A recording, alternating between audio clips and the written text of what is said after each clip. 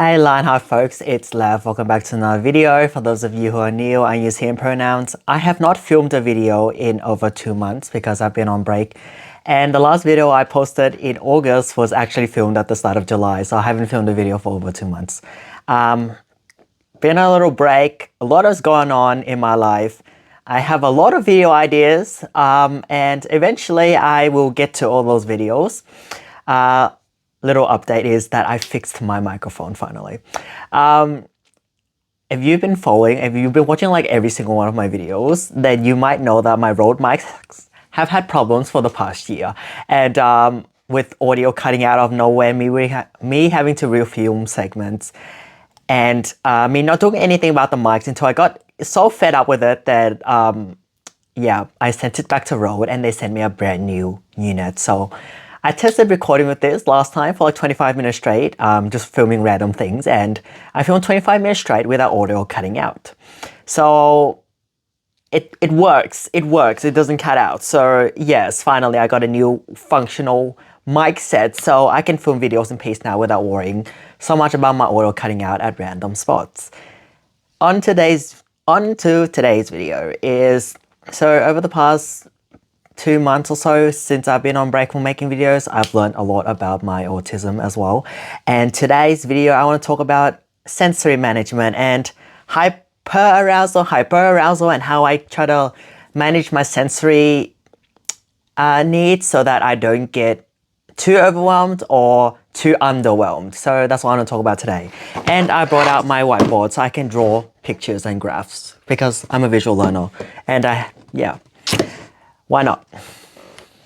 I think I sort of jinxed myself when I said my mics are working and then it cut out in the second clip, and it's weird because I checked and it's fully updated and it recorded audio on the transmitter because I turned on backup recording. So there's a recording of my clip in the transmitter, but it's not linked to the video. And now that I selected Row Central to be in control of the audio, I'm hoping it doesn't cut out. And maybe this is the actual solution, is to let Row Central control the audio.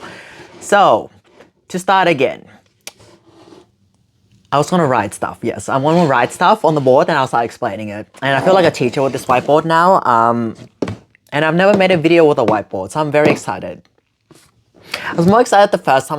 Now I'm like sort of redoing it. It's not the same energy, but it's okay. I'm also filming this video in selfie mode, but then I'm gonna flip it to the correct order. I'm gonna flip it to the correct orientation in post. So I'm filming in reverse. I'm seeing myself in reverse. I'm seeing the text in reverse, but it will be right when you watch the video. So to start this video, I want to explain what I'm just like looking at the reflection on the whiteboard. If it gets annoying for the next videos, tell me. Hyperarousal and hypoarousal. So I'm gonna start with hypoarousal is when there's too little stimulation. It's when I'm lacking sensory input. And with this, it's a lot easier fix compared to hyperarousal, which I'll get to. With this, if I'm just understimulated, then I'll just find something to do, like I'll go play video games, I'll go watch Netflix, I'll go watch YouTube, I'll go read a book, I'll go do something that involves sensory input, go for a walk, I go to the mall if I am craving chaos. I'll just do something to sensory manage so that I'm not in the too little stimulation. Hyperarousal, the analogy, oh sorry, I said an analogy before in the other clip that got audio cut out, is hyperarousal is when my cup is filled with too little water and I'm thirsty. So I want to fill up my cup so I can drink more water because I'm thirsty. Hyperarousal is when I'm overwhelmed. I'm sensory overloaded. There's too much stimulation. I want to escape. There's just too much input at the moment and I don't want to tolerate anymore. And I'm getting sensory overloaded. I'm getting really overwhelmed. My head's just feeling very cluttered because there's just way too much stimulation. And I want to talk about ways that I manage it and bring it down. But yes, this is like my cup is almost to the brim and then just more stimulation. I'm just going to overflow. I'm just going to overflow because I just can't take anymore. So that's hyperarousal. Now I'm going to wipe this and I'm going to start drawing a graph. And I've learned a lot about my autism and what that means and what it looks like for me over the past 2 months, and I'm continuously learning. If you asked me to make this video 3 months ago, I wouldn't be able to, because I'd be like, I don't know what to say. So I've been doing a lot of experimenting and learning and figuring out things over the past 2 months, and I'm still doing that, and so I know a lot more compared to 2 months ago. Oh, you can see the tripod in the reflection, because the light's right there. So I'm going to draw this. This area here is what I'm going to call, that's not straight at all. Oh well. This area here is where I want to be. It's the middle area, it's the mid-range that I want to be in. And this is where I want to be when I manage sensory. I'm sorry, the graph is not straight, it's throwing me off, but I'm just looking here so I can't see properly. I want to be in this range here. It's the mid-range. It's the nice fluctuating stable range. It's not the rigid up down, and I don't want to live in this state with I'm overwhelmed, I'm underwhelmed, I'm overwhelmed, I'm underwhelmed, I'm overwhelmed, I'm underwhelmed. That's what I want to avoid. That's something I don't want. Now I'm going to erase this. I still feel like a teacher. So how do I achieve this? This is where hyperarousal and hyperarousal come in. Hypo is down here. Too little stimulation. Hyper is up here. Too much stimulation. So, for example, I'm just gonna give an example. For example, I start down here, hypo. I don't know what this thing is. I don't know, time. This axis is time. Time. And this is like sensory input, coping level, something. Say I start down here. One day. I'm under aroused, I just wake up or something, and I have a lot of energy. And then say I decide to go, I crave chaos. So I decide, I'm not even looking at myself in frame. I crave chaos, so I decide to go to the mall. Going to the mall, a lot of lights, noises, people, it's a closed space. There's a lot going on.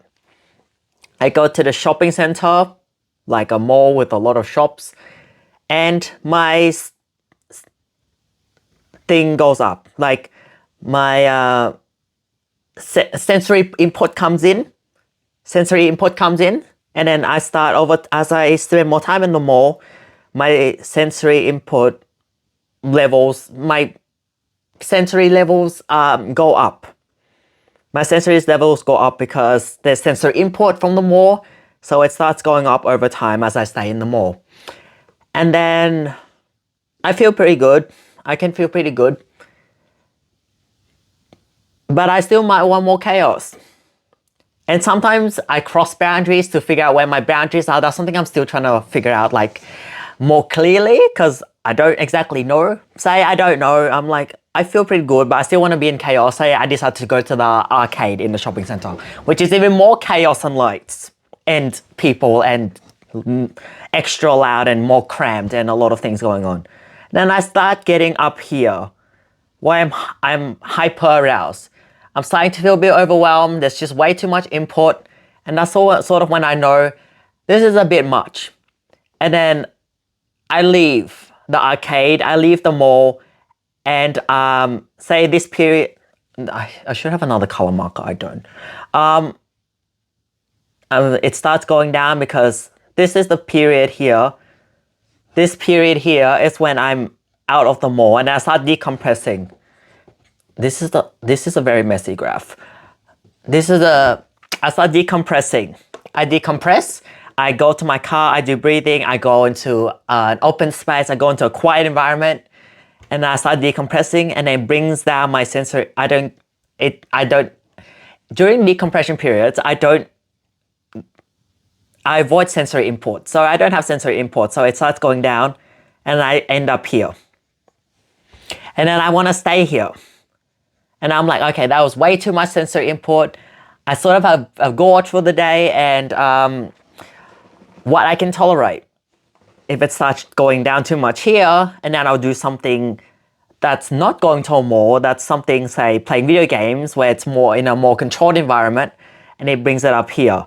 And I try to stay in this this area here, instead of, again, as I mentioned, going up, down, from one extreme to the other extreme, to the other extreme, to the other extreme, because that's really tiring. I want to be in this mid-range here. And that's the goal of sensory management for me, is to be in here, because this area in the middle. I'm sorry, I haven't been looking at the camera much because I've been looking at this board. This area is here where I thrive. It's where I don't go into survival mode. I thrive. I can do things really well. It's in this mid-range here. I erased the chaotic graph and I drew a new one because I have another example which is relevant right now. So the reason I went on a YouTube break was because of this. I felt hyper-aroused and I didn't have energy for YouTube. No energy for YouTube. I had no energy for YouTube, and so I took a break because I'm hyper-aroused. I just needed to process things, the existing thing. I needed time to process the existing things in my brain and work on myself a bit because I'm also going to therapy. And so I didn't have energy for YouTube. So I've just sort of been a hermit and hibernating for the past 2 months. Now, this week, I felt like my head's starting to get a lot more cluttered. My head's a lot more cluttered because I'll process things and my brain's telling me it's done now, it's done cooking, it's time to get it out. And I just didn't have a chance to do it last week. And so the more I try to keep all these thoughts in my head, like I've had this video concept for a few weeks now. And the more I try to keep things in my head, the more overwhelmed I get. It just overwhelms me more because my brain's just too cluttered. And one way I declutter my brain is to make YouTube videos, which is part of why I'm making this video and explaining this, is to declutter my brain and also make videos again and start talking about my lived experiences again. As I'm making this video right now, my sensory overload is starting to go down because I'm getting things out of my brain. So it's going down. Less things in my brain means more space and more clarity. And I have more energy for other things instead of trying to retain information in my brain. So it's going down. I don't know where it is at, but it's definitely going down compared to it continuously being up here if I don't get out the input that's currently in my brain. So the way I'm doing it is, the way I'm managing that is by filming videos, which is video journaling is the way I get info out of my brain. Info dumping, and it's going down. And that also helps with sensory management. Say, hypothetically, if I went another month without making a video or getting info out in this manner, that works really well for me. I will continue to go up. I mean, sometimes in my plateau like this, but it's going to be up in the hyperarousal, and I'm just going to keep feeling uncomfortable. I'm going to keep feeling cluttered. My head's just going to keep feeling foggy because I'm overloaded constantly. And that became chaotic once again. This part of the video, I had no space for management, so I just started making it smaller and smaller. This part of the video, I want to talk about strategies I used and gear I used to help with sensory management and the things I do. And again, the goal for me with sensory management is to stay in that mid-range. The mid-range of not hyper and not hyper. I want to stay in this mid-range here because, again, fluctuating between two extremes is really tiring, and it's not the way I want to live my life, because fluctuating also takes up a lot more energy to manage. Like if I'm down here in hypo, actually that's quite easy. Hypo, I just do something to get up. But if I am constantly up here, it just takes a lot more energy to bring it down as opposed to if I just did things to keep myself in the middle here like this. So we're going to talk about what I do to sensory manage. The first important gear, that piece of equipment that I have, are loop earplugs. This isn't sponsored, but I like Loop, and there's a lot of different brands out there. Earplugs help. They don't cancel noise completely. They reduce the amount of noise. Loop. Okay, so it's not sponsored, but I'm going to talk about loops anyway. I have two. I have loop engage and have loop quiet. And I have mutes, which block out an extra 5 decibels of noise. Loop engage are designed to block out background noise and annoying things like that while being able to hear people in conversation. Say, I go to a loud restaurant. I don't like the background noise and I want to engage with friends, but I don't want to block them out completely. So I use loop engage. If I'm, say, traveling on a plane in future or around loud machinery or something like that, where I don't need to focus on convo, I will use loop quiet, which blocks up with my mutes, blocks to like minus 32 decibels. So it reduces the noise, it quiets it down and allows me to stay in places like the shopping mall or restaurants longer, say if I didn't have it. Because if I didn't have it, I'm always going to go back to this graph because I had this idea. If I didn't have my loops, this is hyper once again. If I didn't have my loops, and say I start here when I enter a loud restaurant, my ability to stay in the restaurant is very, like for a long time, say 2 hours, is very low because I go hyper like that, like really fast. Compared to if I have loops, it'll go up. It'll take a lot longer for me to go up to the hyperarousal stage compared to if I don't have loops. I'm not saying I don't get hyperarousal in restaurant, it just takes a lot longer because I'm minimizing the source of my hyperarousal, which is annoying loud noises. The next thing I use, which I haven't used much since I got my loop earplugs, is a fidget spinner. Is because if I get fidgety and I feel like something tactile and playing with it, then I'll start spinning my fidget spinner. But I feel like for me personally, I haven't been using this as much once I got these because I used this because I was overwhelmed with noise. And since I started getting less overwhelmed with noise, I started using this less. But I still carry these two things everywhere I go because these are like the go-tos. This is as important as my wallet. I literally do not leave home without it now. What else do I do? The next few things aren't so much gear, but they are like strategies I use. Is leaving, I'm sorry if this list is just getting messy because I'm just drawing at the same time. Leaving environments. What I mean by leaving environments is, say, if I go somewhere like a loud restaurant or a shopping center or I'm out with friends or whatever, and the environment itself is getting way too overwhelming, like I can't change the shopping mall, I can't change the restaurant, I can't change that when I'm out. When I'm at home, I can control lighting and whatnot, but when I'm out, I can't. So I leave. I either leave there for good that day, or I leave to decompress and then I come back. Because I explained the decompression before, when I leave, it helps brings it down. So I can leave the environment because I can't change the environment. If I don't leave the environment, if I'm already like hyperaroused that day and I go out, I avoid environments where I know I'm going to be stimulated. So if I'm already starting, I always go back to this because that's the main concept of this video. If I'm already starting up at hyper, I'm not going to go to a shopping mall or say the CBD, because if I'm already starting up here, if I just go there, my tolerance is like extremely low and I'll spike like this. And then that super habit, I'm just going to like shut down. I'm going to shut down. I want to shut down because if I start like here and I'm going to the city or somewhere super loud and annoying and crowded and just way too much chaos, then I'm gonna skyrocket, which isn't gonna end well for me. Shut down and crash. So I don't want that. I'm trying to avoid that. So yeah, being mindful of where I start in the day or that point in time of the day, where my starting sensory level is. And then going from there.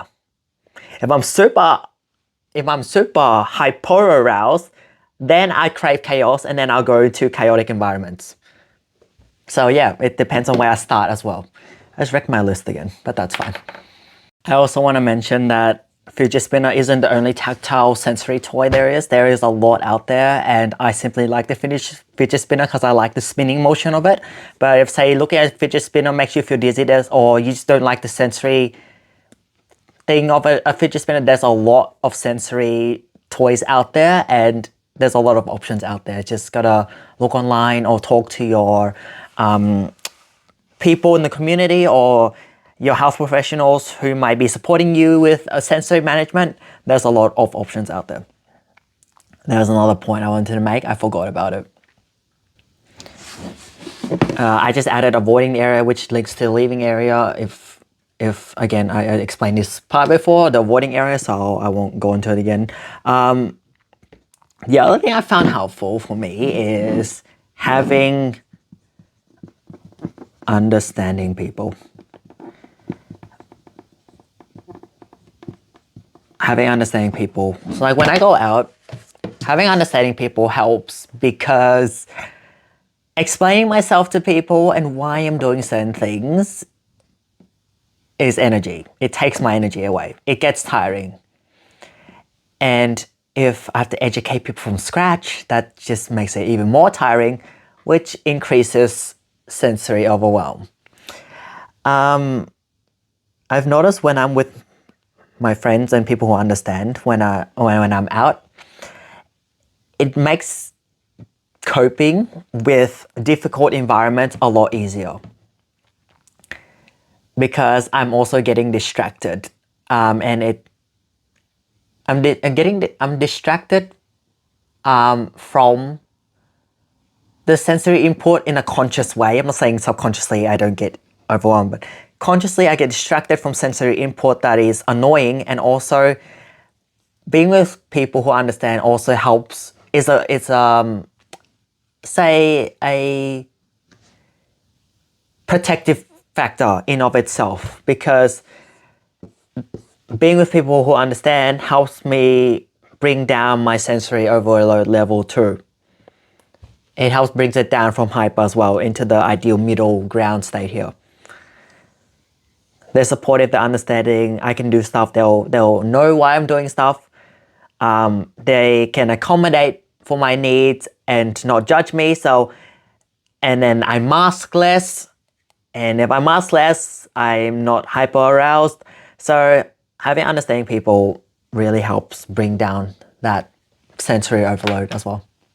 Next one might not apply to everyone, and I'm not speaking on behalf of everyone, I'm speaking on behalf of myself, is exercise or physical activity, because I need to move because I'm also hyperactive. I do not have ADHD, but I have hyperactive traits and I am hyperactive. So I cannot sit still for very long, and I do not like being in closed environments for a very long time. And I need to move, physical activity, because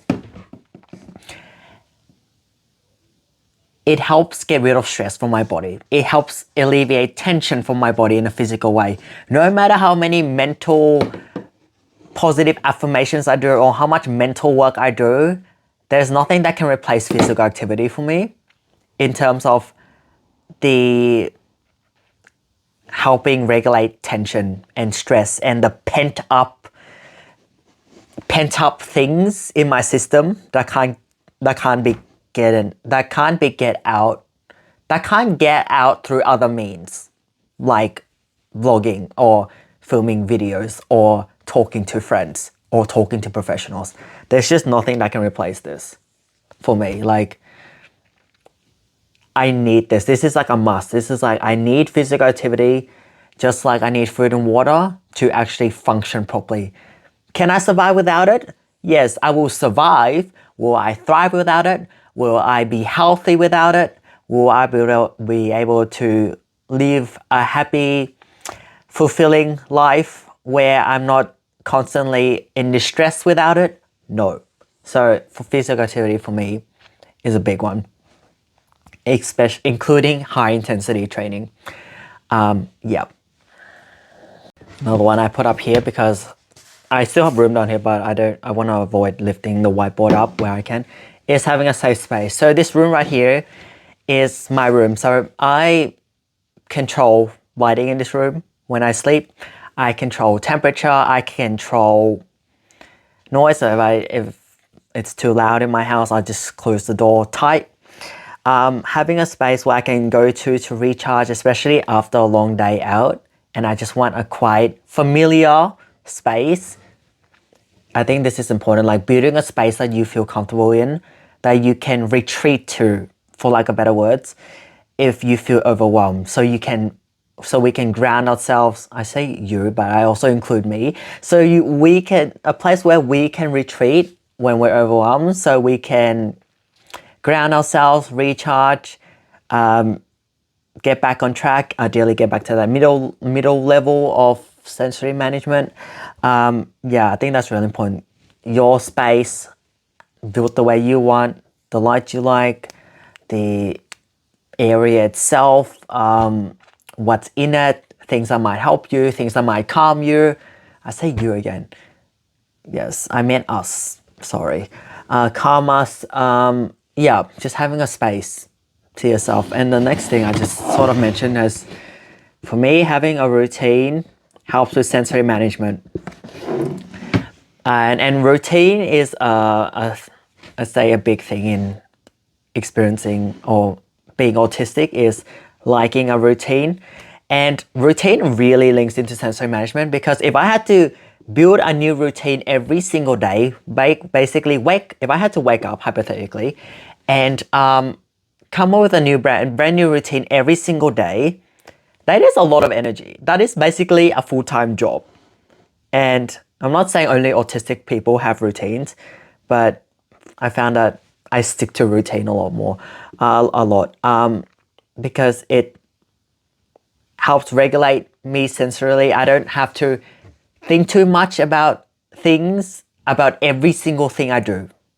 I do think about things. I don't have to think about every single thing I do. I don't wake up and think, do I brush my teeth today or do I not brush my teeth? I don't wake up and think, do I drink water today? Do I drink a glass of water today? Or I don't drink a glass of water today?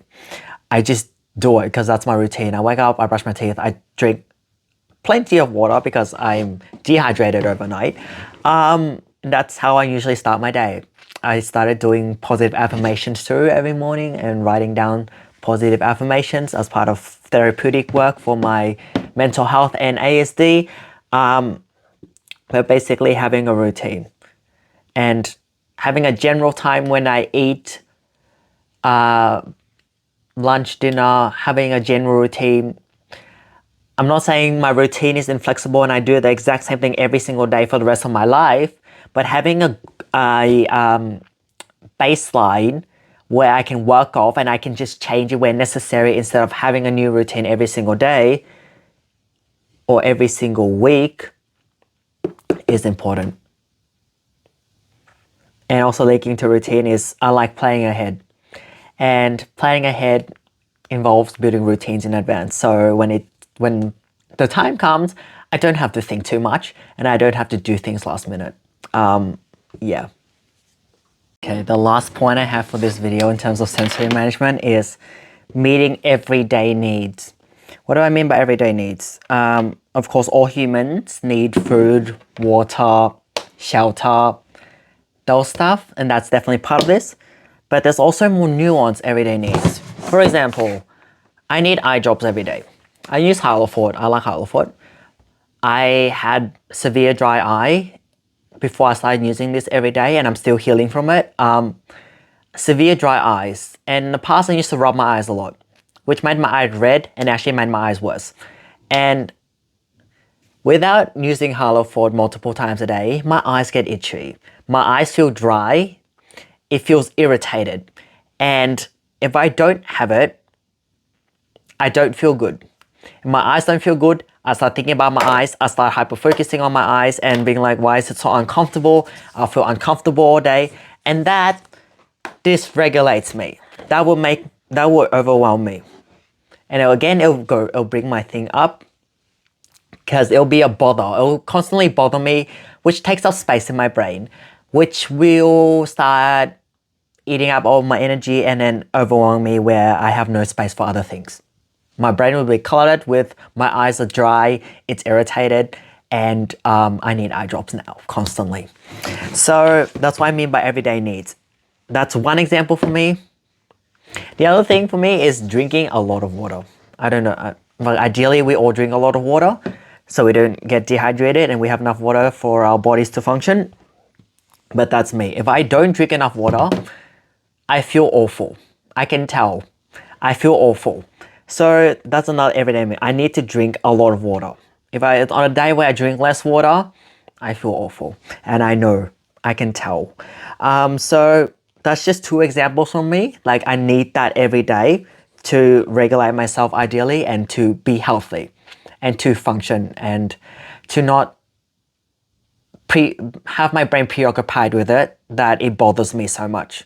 So identifying your everyday needs besides food, water, shelter, clothes, warmth, all that stuff, your specific everyday needs, and try to be consistent with that, because that helps with sensory management, which is the whole topic of today's video. So yeah, everything I talked about links back to this, sensory management. And again, to drive the point home, my pen is dying, wow. This video apparently is too much for my whiteboard marker, it's fading. To drive the point home, that is an ugly ass Y. Okay. We wanna ideally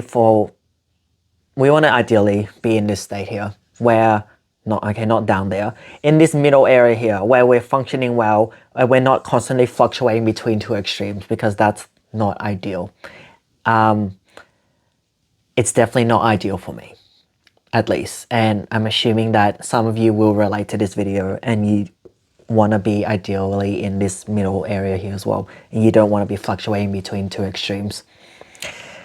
So yes, that's the video, and that's really fun to do. I want to do more videos with whiteboards because I do feel like a teacher, and I like visualizing concepts and just having this as a backup, as in help drive my point home, and not just, you don't have to look at my face the whole time and remember everything. So thank you all for watching. I knocked my mic. Thank you all for watching. I hope this brought some value to you. I really enjoyed filming this video. I'm glad I could get out of my head because it's been bottling up for like 3 weeks already. And yeah, I will catch you in the next one.